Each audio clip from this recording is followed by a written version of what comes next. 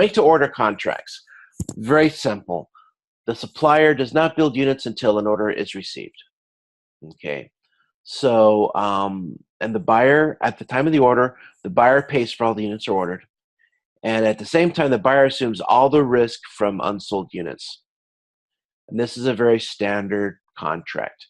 So in this scenario, the buyer is incentivized to order as few units as possible because they have all the burden. Okay. So, and the supplier's profitability is limited due to overstocking. So in a make-to-order contract, the supplier is like, hey, I'm only going to make to your order. And the buyer's like, well, if you're only going to make to my order, I'm only going to order what I can sell. So if the supplier, let's say that the supplier in the previous example that I said, where the break-even point is 1,000, but the demand is 900, there's an overstocking situation where they may make more than is actually demanded. Or sometimes this is also very frequently what happens. The lead time for the manufacturer may be wider than the demand forecast, in which case they have to guess how many units the buyer is going to pay for. And when you're in this type of scenario, there's a very good possibility of overstocking or understocking also. So in a make-to-order contract, the supplier, obviously because the risk is on them, they're going to try to reduce overstocking as much as possible. We talk about salvage costs, and as you guys have probably realized, salvage costs, you don't make as much money when you salvage your goods, when you sell it through an outlet store or whatever. So the supplier is going to try to limit their losses, or they won't limit their losses. They won't essentially lose money, but they're going to limit they will try to maximize their profitability. And sometimes salvage costs are less than the manufacturing costs. This happened in the 90s to the big three automakers. What happened is they did this massive automation swing and this big, they retooled a lot of factories to increase their capacity. But unfortunately, their break-even points were such that they had to build so many cars to break even. Well, the demand suddenly crashed in the 90s for cars due to various reasons. The main reasons was the entry of additional manufacturers. So the big three automakers, especially GM really got hurt by this, ended up making too many cars because they had to maintain a certain level of productivity in their factories to pay for the additional capacity that they have. So suddenly they had all these cars and they couldn't get rid of them. So at the end of the day, they started to give all these outrageous incentives to basically sell cars. And like I mentioned previously, when you provide a rebate or an incentive to a consumer, you're not always creating a new demand. You may be also shifting a demand. So people who may have bought a car 6 months from now suddenly bought a car now, but GM viewed that as, oh, this is new demand. So their forecasting thought that person was also going to buy a car 6 months from now. So it was kind of a snowball effect where they started to sell cars for less than it cost to build them. And they were foreseeing that the demand was going to maintain the previous level, but the demand actually crashed on the back end. So in that example, the salvage costs were lower than the cost to make the item. But in a lot of cases, the salvage costs are usually a little bit higher. In the examples in the book, you're going to see where the salvage costs are a little bit higher than the manufacturing costs. But just note that that's not always the case. We covered the Campbell soup example. That was another example where that occurred. But the big three really got hurt with that. So that's make to order contracts. Can I Yes, comment here? of course, of course. So when you talk about the big three and GM having so many different divisions, from Chevy to GMC to Pontiac Uh-huh. to Buick and Oldsmobile, Hmm. it's actually a different scenario, I think, from a business perspective, because Hmm. they were, I guess, categorizing their markets based on the profiles of the buyers. You know, your father's Oldsmobile, Hmm. your Pontiac, and just different marketing toward different consumers. Hmm. And I think what happened to GM was that they had too many options using too many similar components. Hmm. And I think that contributed to the balance of demand Correct. for building the right cars for the right people. You're absolutely correct. That was one of the. Um, I I tend to not try to go into marketing that much in this class because I love marketing. But um, like there's no saying, if you ask a marketer to solve a problem, you get a marketing answer. So, Right. but you were absolutely correct, though. That would happen, and as a matter of fact, the case study that I read was what also happened because GM and Pontiac, well, you had Pontiac and Oldsmobile, everybody else, because they were in silos, they were actually competing against each other. They weren't Sure. like, It's just yeah, capitalism. yeah, exactly. So all of a sudden, Pontiac would say, "Yeah, we got more sales this month," and Oldsmobile would be like, "Well, we lost sales." They didn't realize until it was too late that actually Pontiac was taking Oldsmobile sales. So Oldsmobile would react by creating a car that was one of Pontiac's best selling cars to Hmm. go into Pontiac's market, and then they begin to cannibalize their own markets. You're absolutely correct. But from a supply chain standpoint, they basically were GM as a whole was building more cars than they could effectively sell, and then the Right. whole demand they started to when we deal with um, the demand based problems. I guess put on solving the viewing with this with a supply chain mind.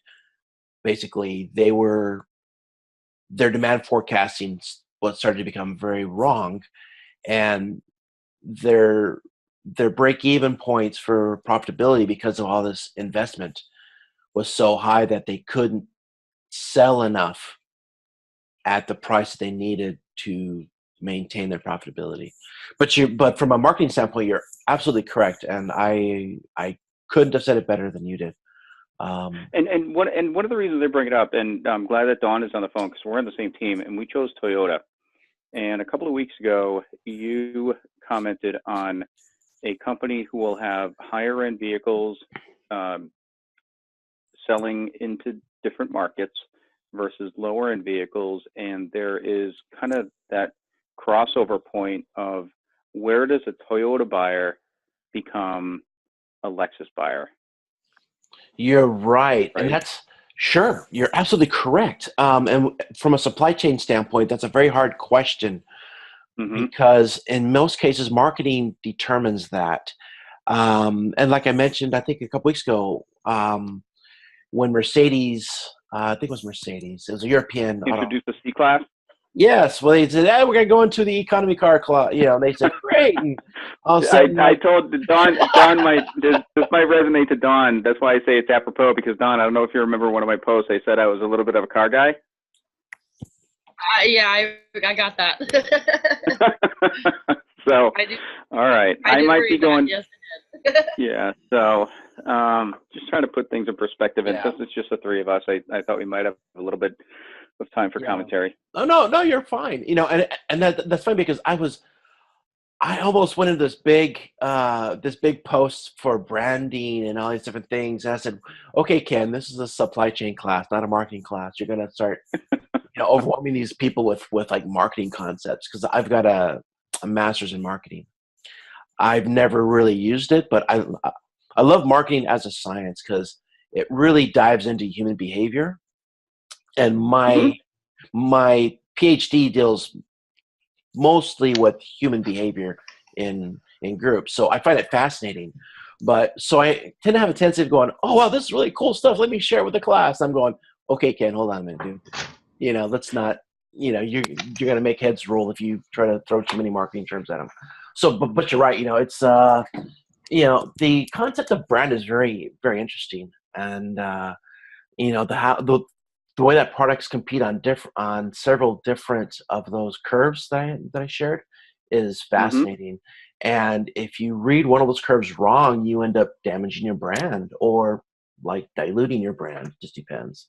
Um, and and Toyota, when they had all their problems, I actually did a paper on this for my PhD thesis. But Toyota actually tried to shift into the their high quality meant that they spent longer in the design phase and they spent a little bit more time doing certain things to improve the quality. Well, they decided that they were going to become they were going to move into a mass production type strategy.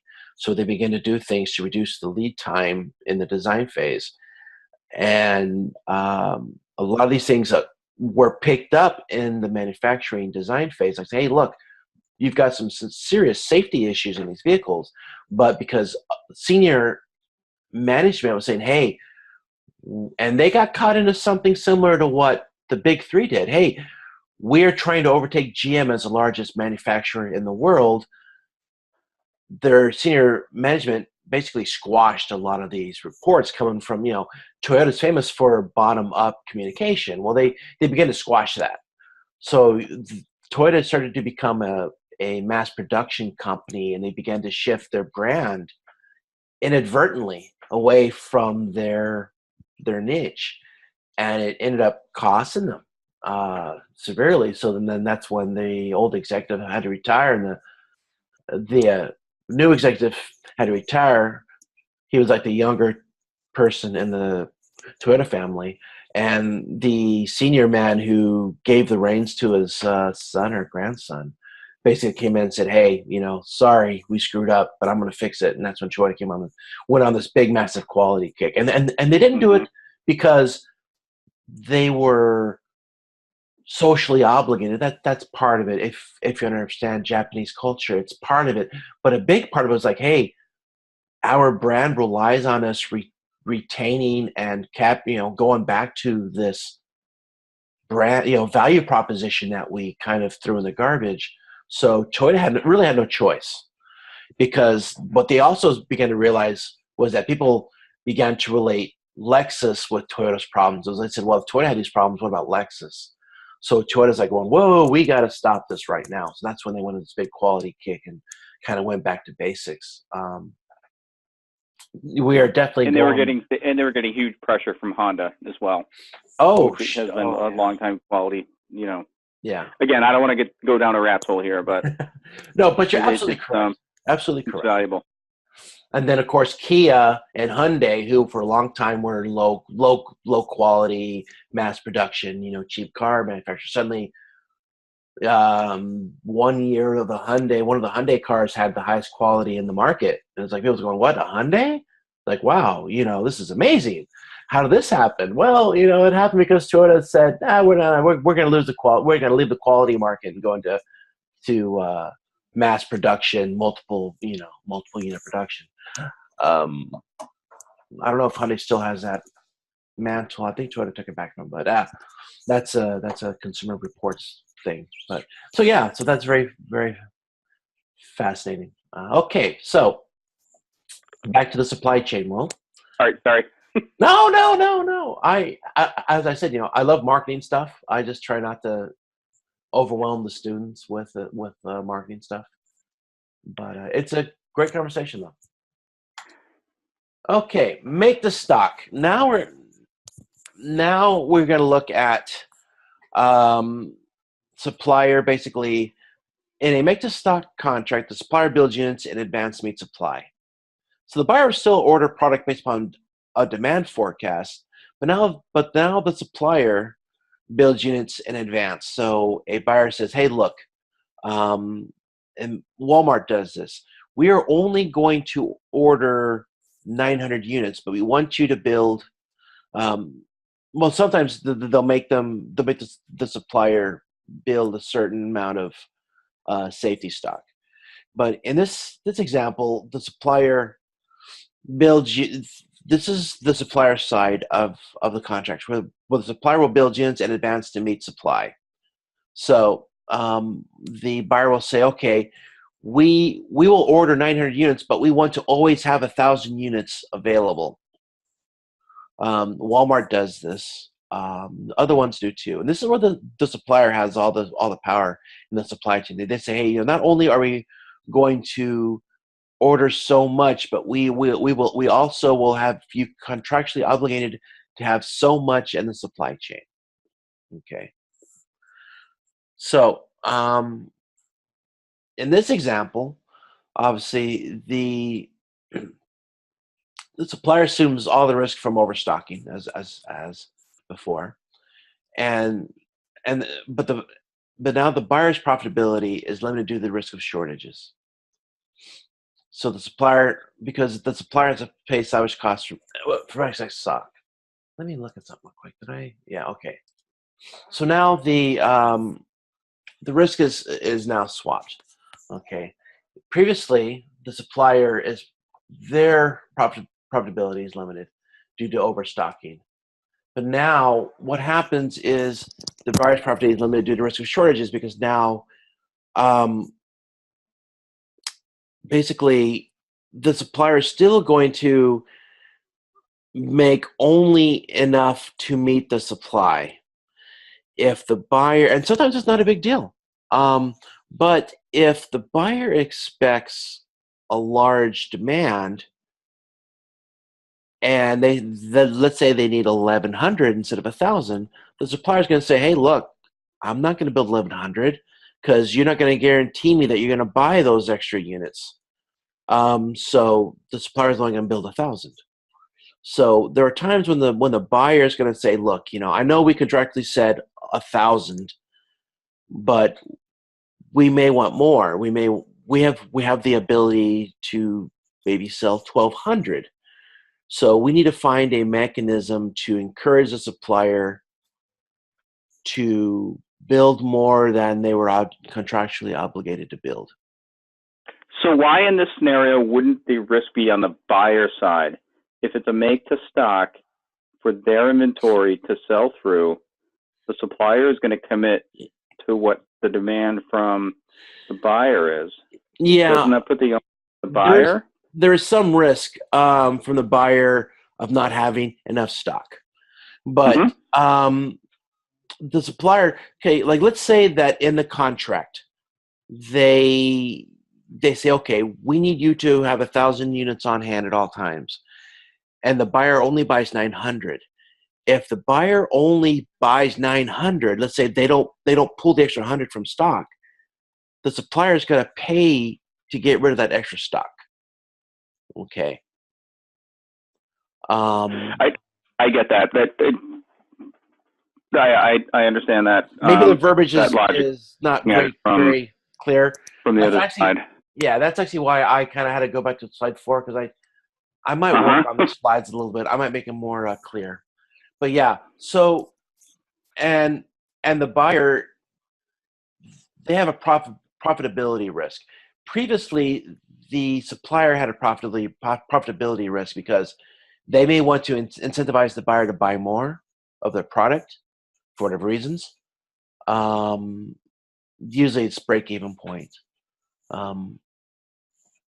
Or they may have, like if a manufacturer has 4 or 5 companies that they provide products to, maybe, when we do the aggregation of demand, one of their customers may have had a bad time this period, so they may have extra stock from that one of their buyers didn't buy. So now they got this extra stock from another part of their supply chain that they want to shift to another buyer. So sometimes they'll want it. So in that scenario, the supplier has a lot of risk. Well, this is just swapping it over now. Does that make Well, and sense? that goes back to, well, it goes back to the supply and demand from an economic standpoint and the equilibrium point that we talked about a couple of weeks ago. Sure. You may not have a shift in the supply or demand curve, but you could have a change in the quantity supplied and the quantity demanded, which doesn't change the curve, but and you still have the same equilibrium point. However, like you're talking about, it does put the onus back on the supplier and the buyer Sure. from No, supply and demand. you're right. And there's a systems, I think I talked about it a couple weeks ago. There's a systems Mm-hmm. theory. It's kind of like a race to the bottom where the more rare something becomes, the higher the consumption for that item becomes. And this occurs. I listened to a really cool paper a couple years ago by some researchers at Texas A&M that actually studied sheep grazing patterns, and they found that when there's less grazing area for the sheep to graze, they actually eat more grass.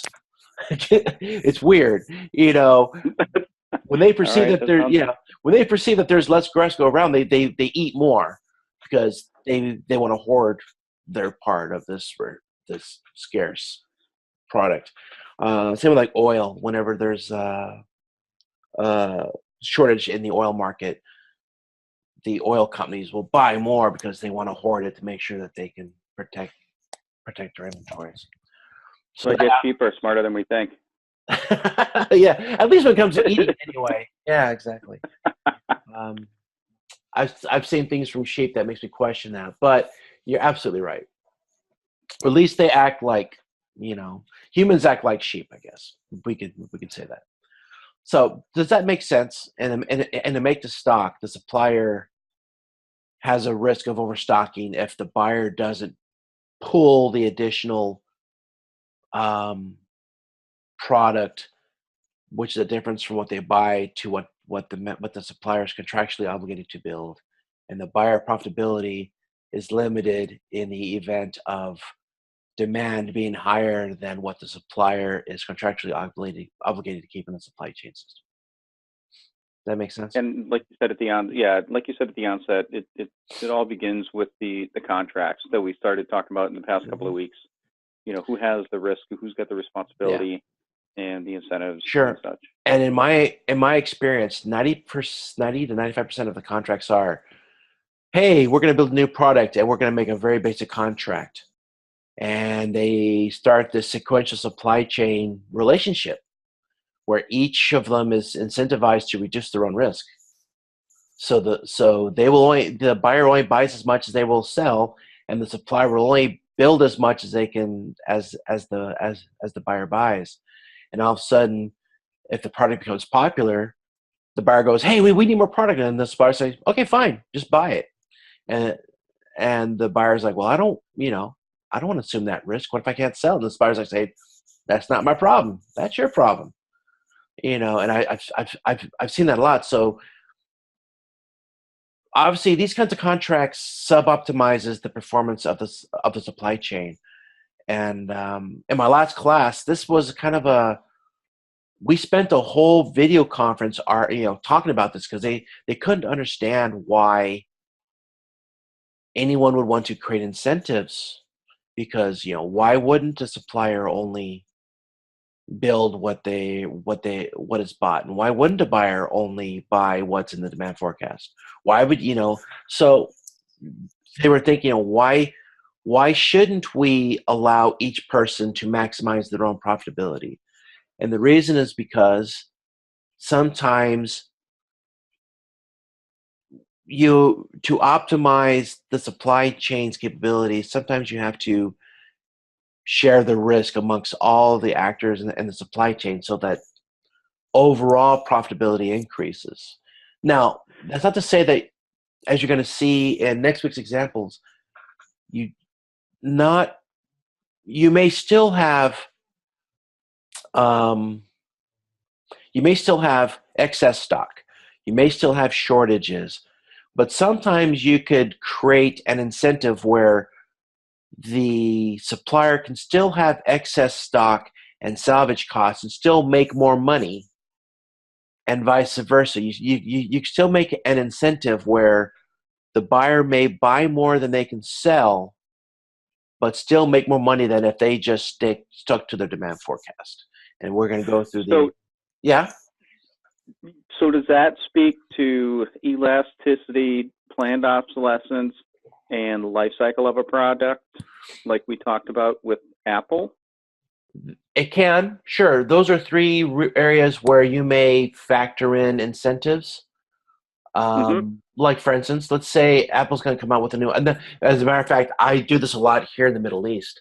It's kind of funny, but what happens like right before the new iPads come out, the market here in Dubai gets flooded with the previous year's models of iPads, and you can buy them for half of what the new ones cost. Right. So Apple may go, hey, look, we made more money because we were able to sell more than we had originally forecasted. But although we had purchased more, we still made more money by selling more than we expected, even though we still have to pay salvage costs of so much. Now, usually this assumes that the salvage cost is more than the manufacturing price. I guess in theory it doesn't have to be, but obviously your profitability would erode if you start to sell things for more than you paid to have them made, or more than you paid for them. But there's something that's hard for people to understand. You can still have an increased profit and still have overstock.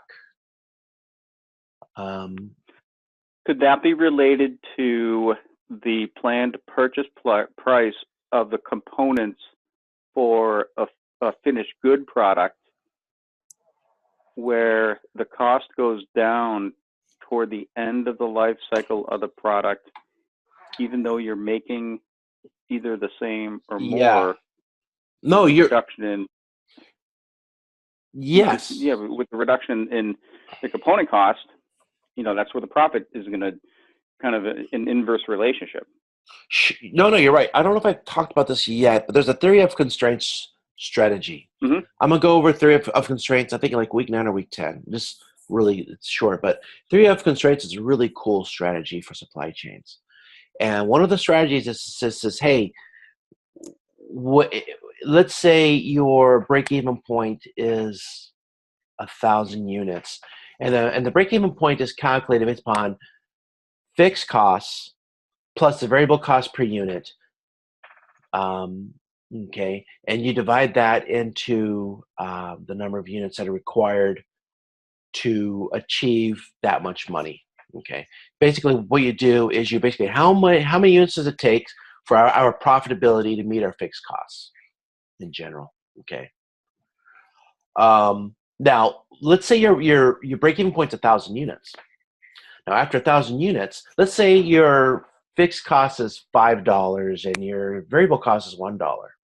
If you sell something for $10, actually, I think I talked about this when I talked about supersizing and rebates. So let's say your break-even point is 1,000 units. Well, now your cost per unit for unit 1,001 is only $1. So now you can say, hey, buddy, I'm going to sell you this $10 product for $5. You still make $4 a profit. You may not make $9 a profit, but you still make $4 a profit. So a popular strategy for theory of constraints is that once you reach your break-even point where you've basically covered all your fixed costs, you can make these kinds of great deals. Say, hey, look, one time only, we're going to let you buy products for half price. And they go, oh, cool, yay, I can get stuff for half price. And they buy a whole bunch. Now, obviously, there's a risk that you saturate the product such that you shift your demand. So you create these oscillations in your demand. But this is they usually recommend that you do this when you want to enter new markets. Like, let's say you have a product that you want to go into the European market, and you're not there yet. and you say, hey, European distributor, we're going to give you these products for half price so that you can introduce our products. Now, note that next month we have to charge you full, but this is like an introductory offer. Okay. They usually don't recommend doing this in the same market that you sell your stuff for full price. They instead like to recommend Already. everyday. Yeah, exactly. They say, everyday low prices. Walmart's really good about this. They'll say, hey, look, this is the everyday low price. We don't have a lot of sales, because they've realized that when you have a lot of sales, you begin to artificially inflate your demand, and that makes your demand forecasting that injects variation into your demand curve. I've talked about this a few times going on